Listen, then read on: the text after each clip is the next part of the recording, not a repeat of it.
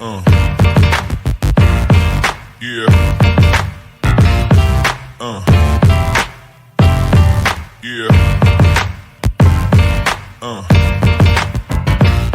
Olá, pessoal do programa Conversando com Diego Mancini. Eu sou a Luana Dailu, mas antes de mais nada, vamos seguir esse canal maravilhoso da TV Panorâmica aqui no YouTube. Começa a seguir a gente no canal, começa a seguir a gente nas redes sociais, no Instagram, TV Panorâmica, para você acompanhar todos os bate-papos sensacionais que acontecem junto com o nosso amigo Diego Mancini.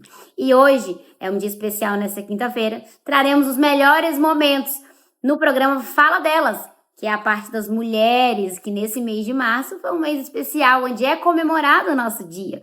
Por isso, nessa quinta-feira, vai ao ar os melhores momentos das mulheres que passaram por lá. E eu participei também. Por isso, eu quero te convidar a estar conosco nessa quinta-feira com os melhores momentos no programa Fala Delas com Diego Mancini. E, no final de tudo, quero agradecer pela oportunidade de estar aqui hoje abrindo esse programa maravilhoso. Muito obrigada, meu amigo Diego. É um prazer enorme estar aqui com vocês.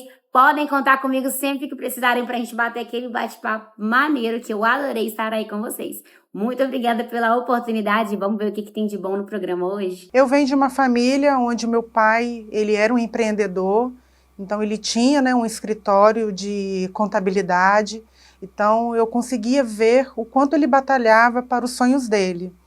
E eu me permiti também a trabalhar, a empreender, porque assim eu ia conseguir flexibilizar um pouco mais a minha agenda, ter mais tempo para a minha família. A família foi algo que eu sempre desejei, em ter uma família, construir. Então, hoje eu tenho um grande parceiro, que é o Alberto, nós já estamos juntos há 17 anos. Nós temos um filho, que é a coisa mais linda, chamado Arthur, e nós conversamos muito. O fato de eu empreender, de eu buscar o empreendedorismo, foi também para eu conseguir ter um tempo dedicado ao nosso filho, cuidar da nossa família. O caminho é planejar, né? Quando eu falo que eu sou esposa, que eu sou mãe, que eu ainda empreendo, é porque eu começo a minha semana com planejamento. Então, nós estamos hoje é uma quinta-feira, a minha próxima semana ela já está planejada. Eu já sei tudo que eu vou fazer, de segunda a sexta. Eu levo meu filho para a escola, eu busco meu filho, eu levo ele ao médico. Eu também dou essa toda assistência, né? A família, a minha mãe, eu tenho uma irmã também, a gente também empreende, eu tenho outro projeto com ela. E que o conselho que eu dou para você, que é mãe, é que você tenha toda a força do mundo. Você só precisa parar e olhar para dentro de si. Nós, mães, nós somos capazes. A maternidade, ela não nos impede, ela não nos limita. Nós precisamos apenas planejar, colocar esse sonho para fora. Por meio de um planejamento, você vai conseguir também. Eu costumo dizer que a qualidade me escolheu.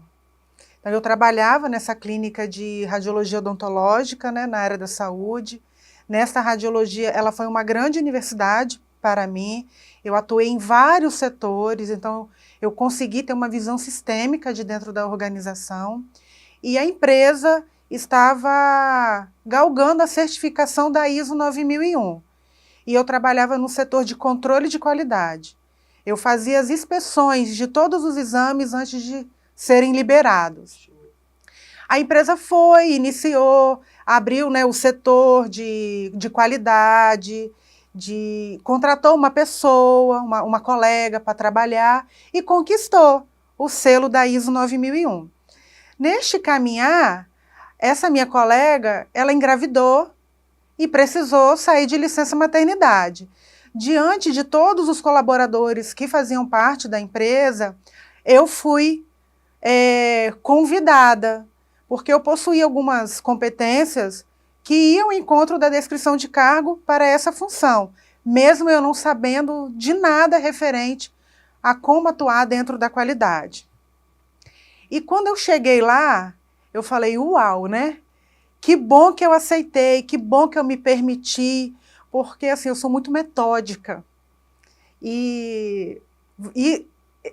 Esse jeito vai muito ao encontro de alguns requisitos da qualidade, de organização, de planejamento. E eu comecei a fazer um monte de cursinhos. Eu quero saber o que é uma não conformidade. Como que eu vou tratar uma melhoria de processo? E eu fazendo todos esses cursinhos, chegou uma hora que eu falei, não, agora está na hora de eu me aprofundar. Foi aí que eu fiz a minha inscrição e iniciei a minha especialização em gestão da qualidade voltado para a área da saúde. Eu tenho um irmão, mas o meu irmão mora fora, já tem muitos anos, ele mora na Inglaterra. Então ele já morava em São Paulo, assim que ele formou, ele também fez farmácia, igual a mim, né? Eu fiz faculdade de farmácia, porque ele fez primeiro, eu falei, acho que eu quero fazer também. Então ele fez farmácia e ele foi logo trabalhar em São Paulo, hoje ele mora na Inglaterra, então praticamente sou só eu, né, para cuidar ali.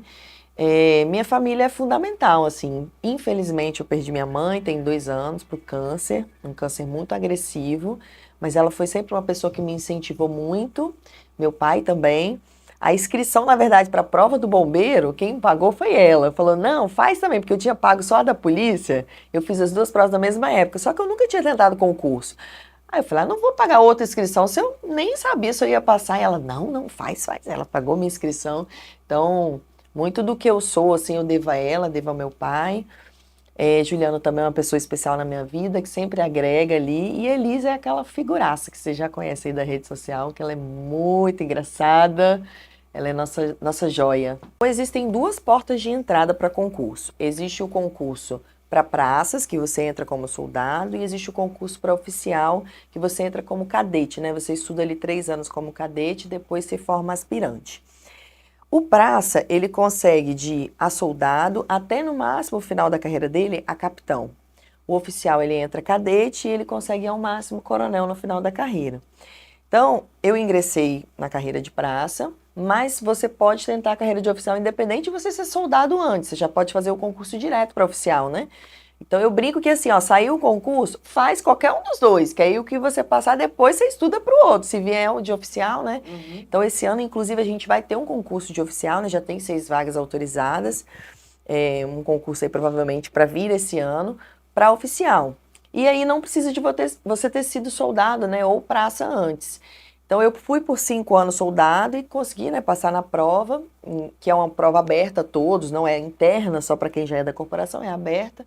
Mas muitos da minha turma já eram soldado ou cabo antes, né? Então isso é legal, né? Porque aí as pessoas vão crescendo ali, ascendendo dentro da própria corporação. Então quando eu era aluno soldado, quando eu entrei lá no curso de formação, a gente teve aula com a Tenente Lorena. E aí eu falei, gente, eu não sabia, eu nunca tinha tido militar na família. Ninguém para me instruir sobre isso, sobre concurso, como que é, se existe para oficial, se existe para praça, não sabia. E aí eu tive aula com essa Tenente Lorena, eu falei, gente, então eu posso ser isso também, né? Eu posso ser igual a ela também, né? Porque eram todos, ela era única, a gente só tinha aula com vários oficiais masculinos, mas ela era única. Eu falei, gente, eu posso ser isso daí. Então eu já fiquei com aquilo na cabeça, quando abrir o concurso eu vou tentar. E aí, graças a Deus, deu certo. Bom, eu fui a primeira colocada geral, né, que a gente fala, após esse curso de formação, que são 3 anos, onde a gente aprende matéria teórica e matéria operacional, aí eu consegui essa questão de vistoria, de prédios, então, mecânica de solos, né, álgebra, cálculo 1 e 2, então é um mix, né, matérias de exata, matérias de direito, matérias práticas, né, altura, aquático, mergulho, mas com treinamento, com dedicação, a gente consegue. Nós mulheres conseguimos. A gente é boa nisso. Eu venho de uma família grande, nascida aqui no interior da Serra, de Itaiobaia. Nós somos, né, dessa região. Minha mãe é de Nova Almeida. E aí, meu pai, ele era muito político e já militava no partido. Na época era MDB, né? E ele sempre se envolveu na política da Serra. Eu era pequena, eu já levantava bandeira para candidato a prefeito da Serra, Sonali Miranda, por sinal, pessoa maravilhosa. E minha família sempre envolvida na política da Serra. Tive um tio, Abel Bezerra, vereador.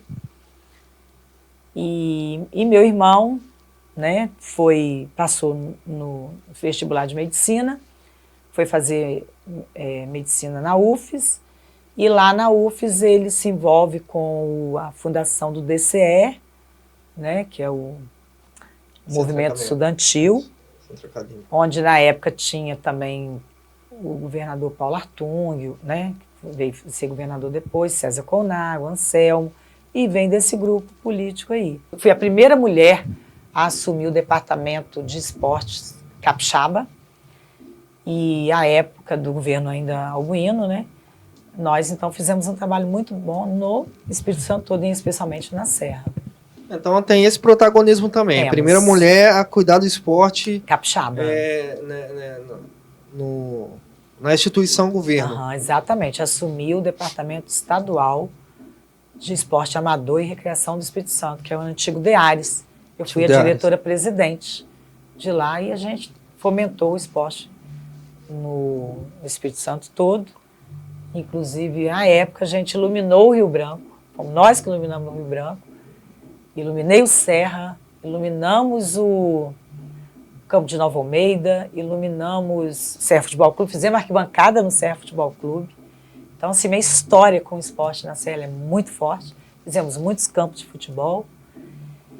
E, assim, a gente tem um trabalho muito, muito grande aqui na cidade. A Casa da Mulher, na época, o programa Pro Mulher, ele foi para alguns... Ele era itinerante, né? Existe a sede administrativa, mas os cursos que são dados lá, os projetos são desenvolvidos nos bairros, né? E em Nova Almeida, nós fomos para Nova Almeida e levamos, na época, o projeto para lá, e o projeto ficou 4 anos em Nova Almeida. De tanto que as pessoas gostavam do projeto, não deixavam o projeto sair. Então, a gente ficava sempre 1 ano em cada bairro, né? E lá, ele acabou ficando mais tempo. E como a gente dava muita aula de confeitaria, a gente percebeu que Nova Almeida tinha um celeiro de doceiras ali, né? Participaram do curso nosso e tal. E aí, eu comecei a estudar, na época, que Nova Almeida tem uma referência cultural, que é a Igreja Reis Magos, e em torno da Igreja Reis Magos nós temos vamos botar assim, Nova Almeida, você encontra doces e picolés, e, né, assim, de uma forma tão tradicional que virou ícone cultural da localidade, né? E aí eu comecei a estudar isso aí e achei interessante desenvolver um projeto que colocasse o quindim, o tradicional quindim de Nova Almeida, para mostrar para o mundo, não só para o Espírito Santo, para o Brasil, mas para o mundo, que ali em Nova Almeida, uma família levou para lá um doce que é feito de gema, coco e açúcar, que é o famoso quindim. Hoje eu consigo ter uma visão de que a Luana só é a Luana hoje por conta da minha filha. Então, o senhor me deu com 17 anos, eu falo que minha filha foi o meu juízo, né? Na época, foi algo desesperador. Nenhuma mulher está 100% preparada para ser mãe. Às vezes a gente tem um desejo, né? Eu nem isso tinha na época. E quando a minha filha veio, eu falei assim, agora, quem a Luana vai ser na vida? Porque eu não queria terminar o ensino ali, o ensino médio, o básico, e aí talvez começasse a trabalhar numa loja com atendimento. Então a minha filha, ela foi a minha força para eu ser alguém na vida, porque tinha um ser que dependia de mim. Então a gente às vezes vê um desafio, né, um filho, um casamento, como algo, eu tenho que estar preparado, eu tenho que estar pronto para isso. E quando a gente começa a observar o que aquilo pode trazer de bom para agregar, então o meu desenvolvimento hoje como mulher veio da minha filha, né? E hoje, até hoje, estou com o pai dela. Eu tenho mais de 20 anos de relacionamento. Olha que massa, gente. Não foi fácil. Eu conheci ele, eu tinha 14 anos e ele tinha 17. Então, nós éramos jovens, passamos por diversos desafios, porque eram 2 pessoas totalmente imaturas. E aí, teve um pastor, há 9 anos atrás, eu não era casada no papel, né? Eu só era juntada. Eu tinha uma filha, a gente entrou numa igreja, ele falou assim, mas peraí, vocês estão aqui congregando, vamos batizar? Vamos, mas para batizar tem que casar. Aí eu e meu esposo ainda caminhando ali na área profissional, ele estava desempregado na época, eu lembro como ele falou assim, meu pastor, casa que eu vou te dar uma torta do tamanho de uma porta. Ele falou, e nós vamos dar um jeito de você casar sem pagar. Eu não sabia naquela época que tinha como fazer casamento sem baixa renda, né? E nós assinamos na época um atestado de pobreza lá, falei, 100 dias tem um atestado. Nós casamos e realmente esse pastor, eu falo que ele é um pastor, né, na fé. Ele nos casou, nos batizou e a partir dali muita coisa mudou. Foi quando a gente teve um primeiro posicionamento, né? E mesmo Isso, assim... você lembra o ano? Tem 8 anos, isso foi em 2012. Laís tinha 1 aninho, pouco, 2 aninhos, 2013, 2014, por aí. Foi o nosso primeiro posicionamento na fé, onde nós batizamos, onde a gente começou a fazer parte de um corpo da igreja. E ali foi um dos momentos que o Senhor mais abriu portas, sabe? O meu esposo, ele entrou em empresa grande, com um bom salário, a gente podia ajudar as pessoas, ele ganhava cesta básica. Foi um momento onde eu entrei também numa empresa, eu cresci, virei uma liderança, e o Senhor foi fazendo grandes feitos ali. E por algum descuido a gente acabou voltando para o mundo, porque o ser humano, a gente acaba entrando numa zona de conforto, de certa forma. E eu falo que quando a adversidade vem, quando as coisas ruins acontecem na nossa vida, quando uma porta se fecha, hoje a gente enxerga que é uma oportunidade que o Senhor está nos dando para que de alguma forma a gente volte a buscar Ele novamente. Porque na hora do desespero, do socorro, a gente que tem uma fé em Deus, a gente vai buscar. Então, o Senhor, Ele fechava essas portas para que a gente pudesse, mais uma vez, voltar ali a buscar. Então, essa vida de oscilação nos fez enxergar e, graças a Deus, hoje, a gente congrega numa igreja que nos acolheu muito bem, onde a minha filha aceitou Jesus, com 12 anos, ela é batizada, ela faz parte do Ministério de Dança. Hoje, meu esposo já participa no corpo da igreja, né, ministrando a palavra nos cultos, abrindo os cultos. Eu participo da mídia da igreja, na recepção, né, nas festividades, né, sempre que tem. Então, às vezes, a gente vive uma vida, eu falo que no mundo, né, o mundo assim de balada, de certas amizades, determinados ambientes, em que a nossa vida às vezes está fluindo, né, tudo vai muito bem. E quando acontece algo de ruim, a gente às vezes se culpa ou culpa Deus, se pergunta por que aquela coisa está acontecendo, mas entenda que quando as portas se fecham, porta fechada também é bênção. Sabe, eu aprendi muito isso nessa minha vida de oscilação. A Bíblia hoje, ela nos fortalece em quais direcionamentos, comportamentos e desenvolvimento a gente tem que ter como mulher, como homem, como empreendedor, como político. Ali tem todo um direcionamento, que a Bíblia fala de tudo. Né? Ela é o jornal mais atualizado que tem e fala também sobre a política e, enfim, muitas coisas. Então, se eu puder indicar hoje uma leitura diária, eu indico a Bíblia. Show de bola.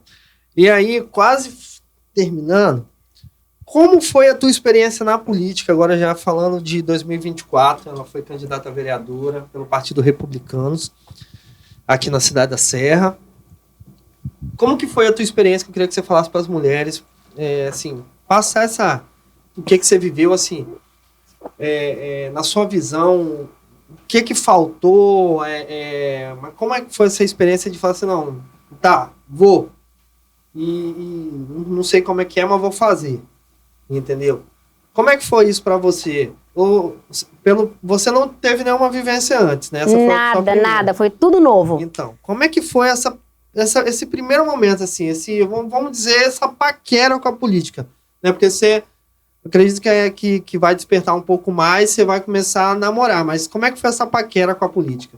Uma paquera que nunca houve, assim, intencionalmente, de forma nenhuma. Eu entrei, igual eu falei, com um direcionamento ali, né? Me perguntando o tempo todo o que Deus queria de mim naquele momento. Mas, de primeiro impacto, o que eu senti na política é como a mulher não tem espaço. A mulher não tem voz, a mulher não tem espaço... E eu culpava muitos homens. Mas o homem não dá espaço, o homem não dá o microfone, o homem não dá a cadeira. Mas cadê a mulher posicionada? Sabe? Então, eu pude vivenciar de primeiro impacto que falta a mulher na política, falta uma valorização da mulher, mas falta mulheres que verdadeiramente se levantam para este tempo, para este posicionamento. A política ela precisa de mulheres posicionadas, a política precisa do toque feminino, a política porque tem muitos homens que criam projetos para mães, mas não tem vivência, que criam um projeto para mulheres, mas não tem vivência. Então, eu falo que o homem é a razão e a mulher é o sentimento. Então, a política, de fato, ela precisa do olhar da mulher, do toque feminino, desse pensar mais sentimento, dessa vivência de família, de mulher. Então, eu me vi ali naquela campanha sozinha, perdida. Me vi no momento em que hoje um partido ele tem um número para ser preenchido e por muitas vezes esse preenchimento, essa cota que a gente chama de mulheres, ela é preenchida por preencher. Né? É uma realidade que a gente sabe hoje, não é do partido X ou Y, é a política em si. A mulher hoje ela é considerada uma cota, mas eu não julgo os políticos. Eu queria hoje posicionar e desafiar mulheres mesmo a entrar, porque quando a mulher entra, a gente sabe que a mulher faz acontecer.